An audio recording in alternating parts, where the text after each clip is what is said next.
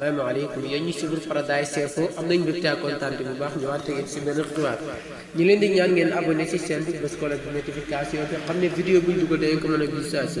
waaye parti Pastef ginnaaw ba ñu dajalee xaalis ñi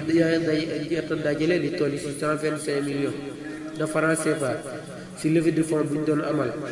ministre de l'intérieur di Antoine Félix Diome dar di leen artu di artu waaye parti Pastef bi nga xamante ni kii di Ousmane Sonko moo ko dal di jiite na leen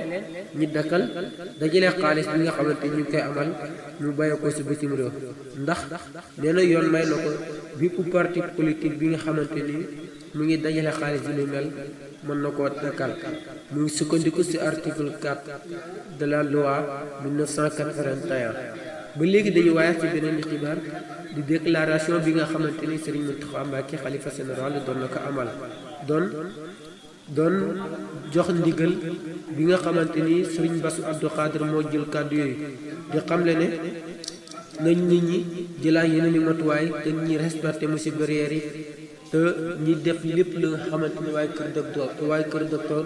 digle na ko kàddu yooyu Serigne Mountakha Mbacké moo ko dal di digle mu jaale ci Serigne Bass Abdou Khadre ba léegi muy fàttali ne mbas